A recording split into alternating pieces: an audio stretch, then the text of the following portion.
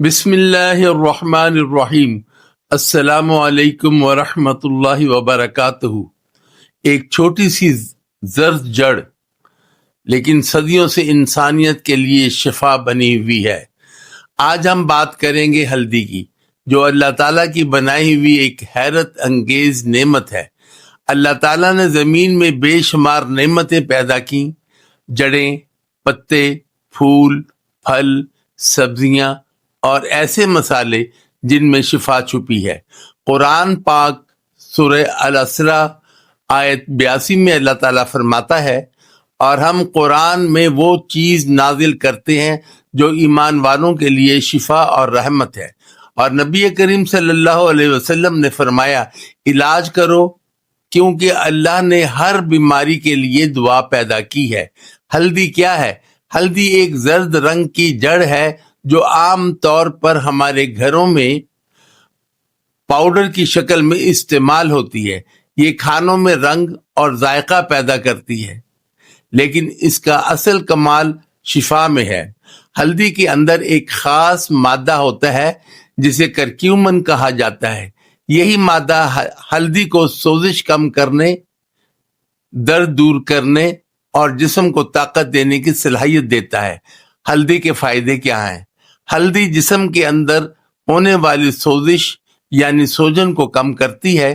جوڑوں کے درد، گھٹنوں کے درد اور پٹھوں کے مسائل سے لے کر بہت فائدہ دیتی ہے۔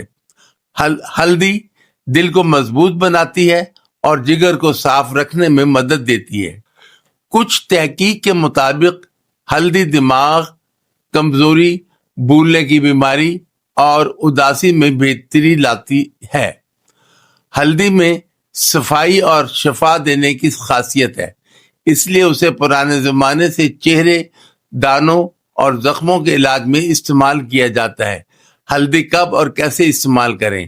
ہلدی کو کھانے کے ساتھ استعمال کرنا سب سے بہتر ہے۔ اگر اسے گھی، تیل یا دودھ میں پکایا جائے تو جسم میں زیادہ اچھے طریقے سے جذب ہوتی ہے۔ پرانے لوگ ہلدی والا دودھ پیتے تھے، یہی طریقہ آج سائنس بھی درست مانتی ہے۔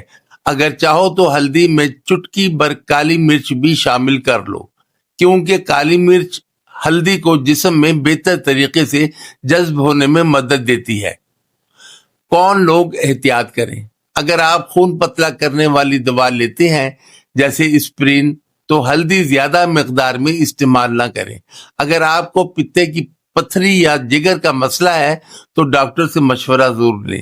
شوگر کے مریض بھی احتیاط کریں کیونکہ ہلدی خون میں شکر کی مقدار کو کم کر سکتی ہے۔ حاملہ خواتین اور دودھ پلانے والی مائیں صرف عام کھانے میں ہلدی استعمال کریں، زیادہ مقدار نہ لیں۔ بچوں کے لیے عام کھانے میں ہلدی محفوظ ہے، لیکن سپلیمنٹ کی شکل میں دینے سے پہلے ڈاکٹر سے پوچھیں۔ ہلدی قدرتی نعمت ہے، اور جب ہم اسے علم، حکمت اور اعتدال کے ساتھ استعمال کرتے ہیں تو یہی ایمان کی خوبصورتی ہے۔ اسلام نے ہمیں سکھایا کہ علاج کرو لیکن حد سے نہ بڑھو۔ اللہ نے ہر بیماری کے ساتھ اس کا علاج بھی پیدا کیا ہے۔ ہلدی کو بطور شفا استعمال کرنا دراصل اللہ کی نعمتوں کو پہچاننا اور اس کی شکر گزاری ادا کرنا ہے۔ اللہ پاک ہمیں علم کے ساتھ عمل کی توفیق دے اور ہر نعمت کو حکمت سے استعمال کرنے کی سمجھ عطا فرمائے۔ آمین۔